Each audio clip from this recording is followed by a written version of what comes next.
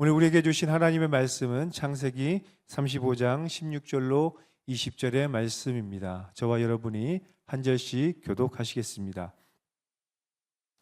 그들이 베델에서 길을 떠나 에브라스에 이르기까지 얼마간 거리를 둔 곳에서 라헬이 해산하게 되어 심히 고생하여 그가 난산할 즈음에 산파가 그에게 이르되 두려워하지 말라. 지금 내가 또 등남하느니라 하매 그가 죽게 되어 그의 혼이 떠나려 할 때에 아들의 이름을 베노니라 불렀으나 그의 아버지는 그를 베냐민이라 불렀더라. 라헬이 죽음에 에브랏 곧 베들레헴 길에 장사되었고 함께요 야곱이 라헬의 묘에 비를 세웠더니 지금까지 라헬의 묘비라 일컫더라. 아멘. 우리가 간절히 바라고 기도하던 일들이 때로는 우리를 힘들게 할 때가 있습니다. 그럴 때 우리는 더 큰 충격을 받게 되죠. 간절히 바라고 기도했는데 오히려 그것이 우리에게 어려움으로 다가왔을 때 아마 2배 이상의 큰 충격을 받게 될 것입니다. 그래서 이렇게 생각하게 될 거예요. 하나님 왜 나에게 이러실까? 하나님이 나를 사랑하시지 않는 걸까라는 그런 생각을 하게 될 때가 종종 있을 것입니다. 하지만 진정한 믿음이란 그럴지라도 하나님의 선하심과 하나님의 주권을 신뢰하면서 아버지 내 뜻대로 마옵시고 아버지의 뜻대로 하옵소서라고 믿음으로 받아들이고 그 길을 순종하며 나아가는 것입니다. 오늘 말씀을 보면 라헬의 간절한 기도는 라헬에게 슬픔과 고통의 부메랑으로 돌아오는 것들을 볼 수가 있습니다. 라헬은 언니 레아와 출산의 경쟁을 벌이면서 남편 야곱의 사랑을 독차지했습니다. 아들만 낳을 수 있으면 여한이 없겠다라는 생각을 하게 되었는데 어제 말씀과 같이 하나님께서 정말로 선물과 같은 아들 요셉을 주었습니다. 다른 모든 아들과 견주어도 손색이 없는 너무나 좋은 아들 요셉을 주셨죠. 너무나 기뻤던 것 같아요. 그래서 하나님 아들을 더해 주시면 너무나 좋겠습니다. 아들을 저에게 더하여 주옵소서라고 간절히 기도했습니다. 그리고 그 간절한 기도와 소망에 따라서 한 아이를 잉태하게 되었는데 오히려 그 아들 때문에 그 잉태함 때문에 오늘 라헬은 너무나 큰 고통과 아픔을 겪고 있습니다. 16절과 17절의 말씀을 함께 보겠습니다. 그들이 베델에서 길을 떠나 에브라스에 이르기까지 얼마간 거리를 둔 곳에서 라헬이 해산하게 되어 심히 고생하여 그가 난산할 즈음에 산파가 그에게 이르되 두려워하지 말라. 지금 내가 또 등남하니라. 아멘. 라헬은 베델에서 에브라스로 이동하는 도중에 출산을 하게 되었는데 너무나 극심한 출산의 고통에 시달리게 되었습니다. 얼마나 난산을 했던지 산파가 라헬의 얼굴을 보니까 죽음의 창백한 기운이 느껴지기 시작했어요. 그래서 우리 산파가 라헬에게 위로를 하죠. 너가 또 등남하게 되었으니까 힘을 내라, 용기를 내라, 두려워하지 말라라고 산파가 그렇게 용기를 북돋아 주고 있습니다. 사랑하는 여러분, 때로는 우리가 이럴 때가 있지 않습니까?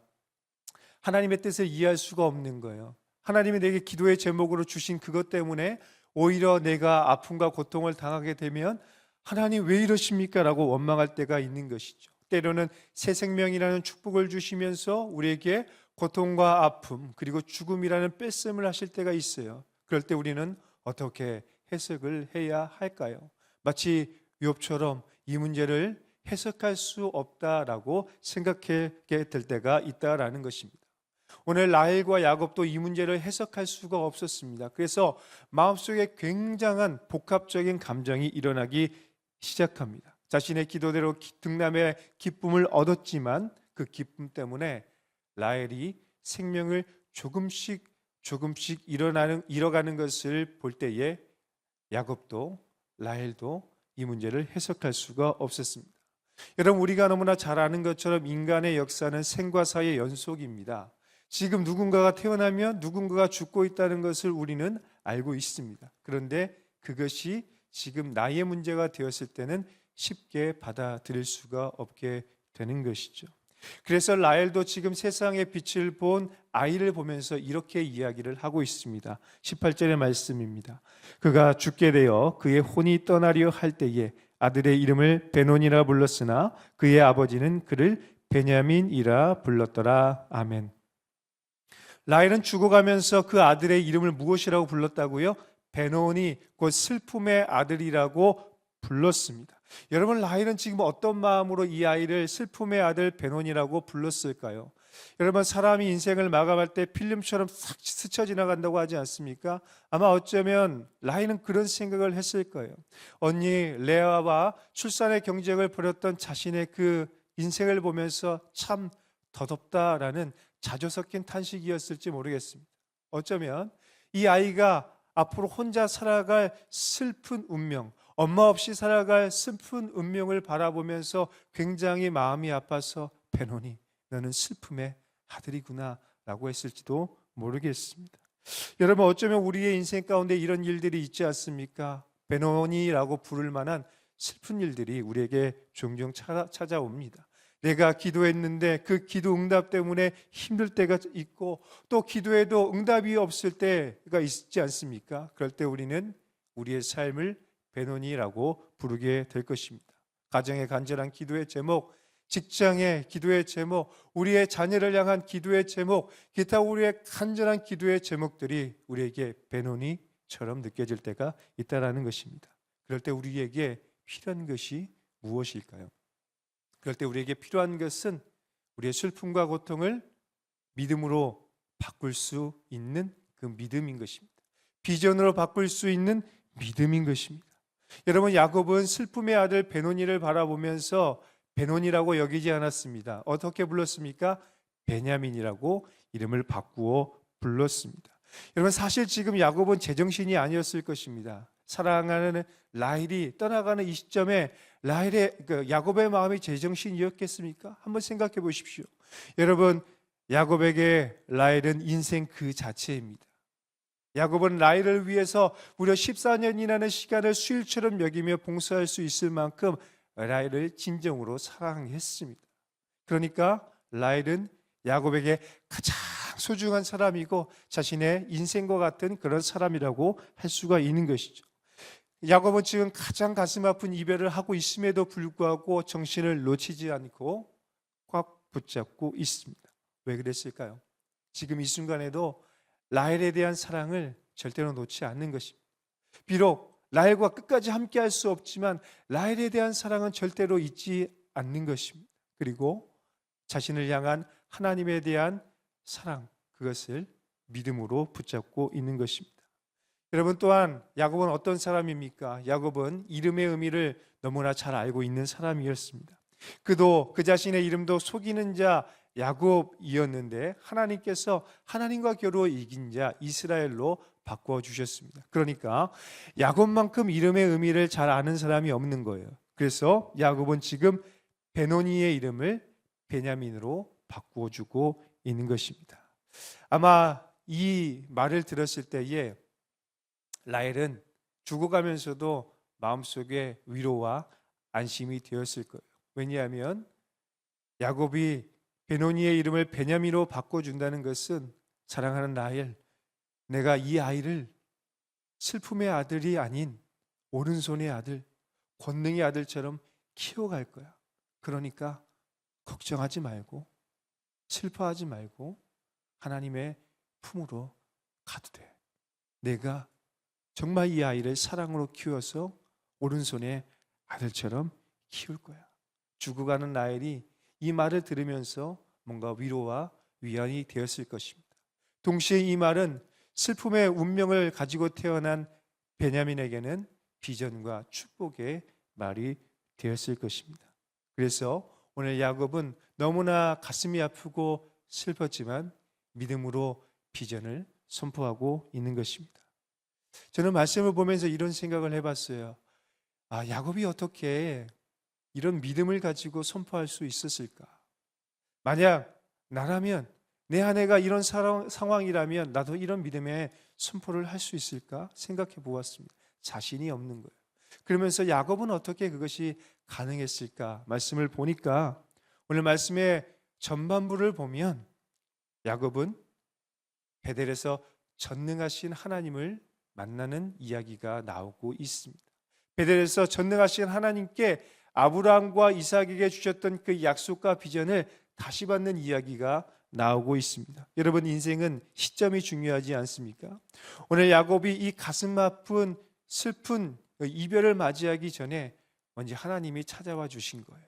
베델의 하나님께서 야곱에게 찾아와 주셔서 아브라함과 이삭에게 주셨던 약속과 비전을 다시 상기시켜 주었던 것입니다. 그렇기 때문에 오늘 야곱은 베델의 하나님을 만난 그 믿음 때문에 비록 지금 육신의 손은 라헬을 놓아야 하겠지만 하나님의 오른손이 라헬의 손을 붙잡아 줄 것이고 하나님의 오른손이 베냐민의 손을 붙잡아 줄 것이라는 믿음으로 이겨내고 있는 것입니다.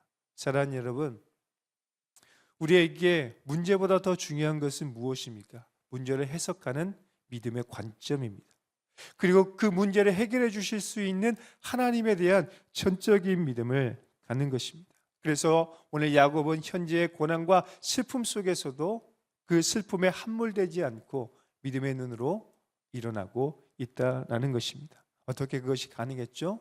베델의 하나님을 다시 만났기 때문입니다. 베델의 하나님이 주신 약속과 비전을 붙잡았기 때문에 다시 일어날 수 있었던 것입니다. 오늘 우리에게도 이런 믿음이 있기를 예수님의 이름으로 축원합니다.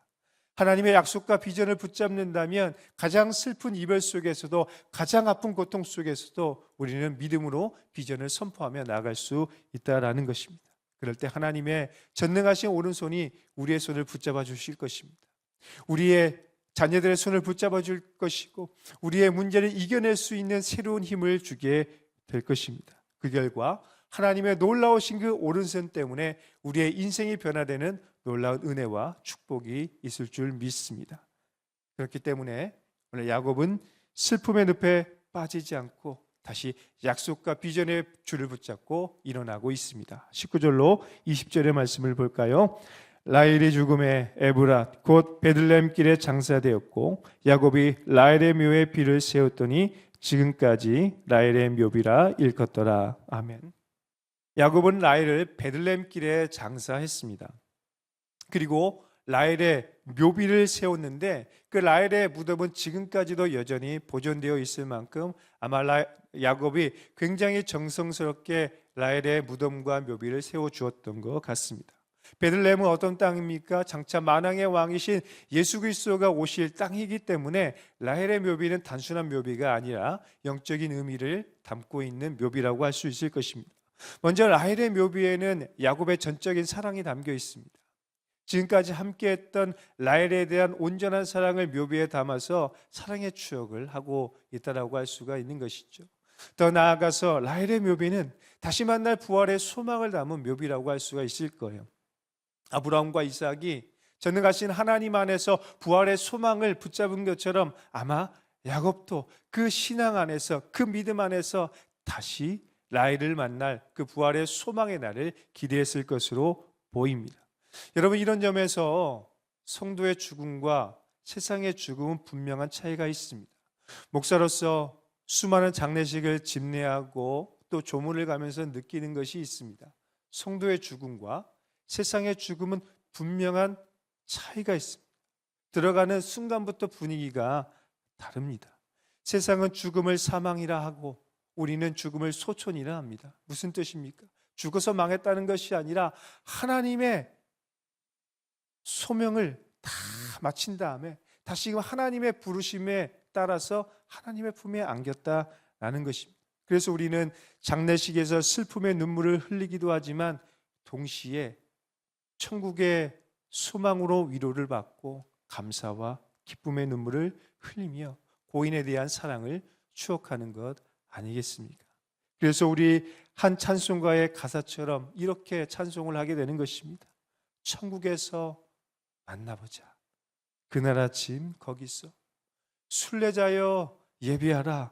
늦어지지 않도록 만나보자. 만나보자. 거기 뵈는 저 천국 문에서 만나보자. 만나보자. 그날 아침 거기서. 여러분, 우리가 이 찬양을 부르는 이유가 무엇입니까? 죽어서 끝난 것이 아니라 죽었지만, 손을 놓았지만 다시 그 손을 붙잡을 날이 있다라는 믿음 때문입니다. 육신의 손은 놓았지만 하나님의 전능하신 오른손이 그 육신의 손을 붙잡아 주실 것이라는 믿음 때문에 이 찬양을 하는 거 아니겠습니까? 사랑하는 여러분, 오늘 혹시 여러분의 삶 가운데 이런 고난과 슬픔과 아픔과 이별이 있습니까? 그렇다면 하나님이 행하실 전능하신 하나님의 오른손을 기대하십시오.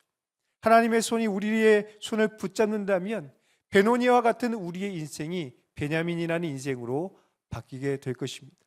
죄와 사망의 권세 아래 놓였던 우리가 예수 그리스도의 십자가의 죽음으로 말미암아 하나님의 자녀로 성도라는 이름으로 바뀌게 된 것처럼 우리의 슬픈 운명을 주님의 손에 내어 맡기면 우리의 인생은 더 이상 슬픈 인생, 죄와 사망으로 죽어가는 인생이 아니라 하나님의 안에서 복되고 영광스러운 인생이 될 줄 믿습니다.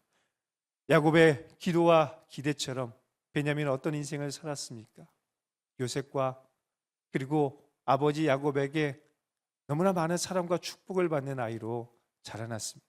그리고 베냐민의 후손들은 정말 오른손을 잘 쓰는 용맹한 사람들로 구성되었고 이스라엘 왕 초대왕 사울 역시도 베냐민 지파로 태어났습니다. 뿐만 아니라 베냐민 지파는 다윗과 함께 연합하는 지파가 되어서 남과 북이 갈라졌을 때도 유다 지파와 함께 남유다의 정통성을 이어가는 지파가 되었습니다. 뿐만 아니라 어떻습니까?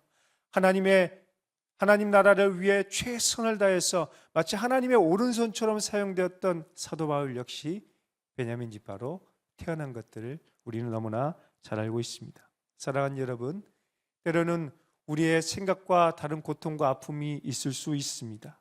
때로는 하나님의 뺄셈 때문에 그것이 이해되지 않을 때가 있을 수도 있습니다. 그런데요, 하나님은 우리의 인생, 베노니와 같은 우리의 인생을 반드시 베냐민으로 바꾸어 주실 것입니다. 그러므로 오늘 믿음으로 현재의 고난을 믿음으로 해석하시고 믿음으로 비전을 선포해 보시기 바랍니다. 그러면 하나님의 전능하신 오른손이 오늘 우리를 붙잡아 주시고 우리에게 승리를 주시고 우리에게 놀라운 은혜를 주실 줄 믿습니다. 이 하나님의 오른손이 오늘 여러분과 여러분의 자녀와 여러분의 가정의 모든 일들을 붙잡아 주시고 함께 해 주실 줄 믿습니다. 함께 기도하겠습니다. 존귀하신 주님, 참 감사합니다. 오늘 우리는 베노니와 같이 슬픈 운명을 맞이한 자였지만 하나님의 은혜 가운데 베냐민과 같은 하나님의 자녀로 새롭게 변화되온 줄 믿습니다. 주님, 오늘 우리의 모든 힘들고 어려운 모든 짐을 주님 앞에 내려놓기를 원하오니 주님께서 우리를 지켜주시고 함께 해주시고 새로운 인생을 더하여 주옵소서. 이 모든 말씀을 살아계신 예수님의 이름으로 기도 올려드립니다. 아멘.